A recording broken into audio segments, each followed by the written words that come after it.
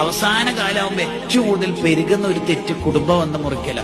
നിങ്ങൾ നോക്കി പല ആൾക്കാരുടെ ലൈഫ് എടുത്ത് നോക്കിയാല് നാട്ടിൽ ഗംഭീരായിരിക്കും, ഭയങ്കര ദഅവാ പ്രവർത്തനം, ദീനി പ്രവർത്തനം ഒക്കെ തന്നെയായിരിക്കും. പക്ഷെ ഉപ്പാന്റെ ഉമ്മാനോട് അല്ലെങ്കിൽ ഭാര്യ മക്കളോട് അല്ലെങ്കിൽ കുടുംബത്തോട് തെറ്റിയിട്ടുണ്ട് എത്ര ആൾക്കാരുടെ കഥകളാണ് ഉണ്ടാവരുത്.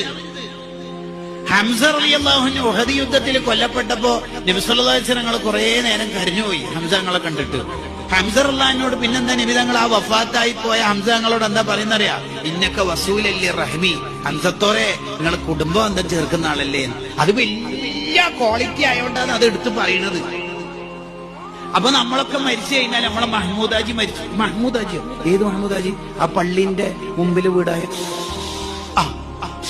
ന്റെ ശേഷം നാട്ടുകാരെന്താ പറയുന്നറിയോ? പെങ്ങന്മാരെല്ലാം പൊന്നുപോലെ നോക്കിയ ഒരാളാണ്.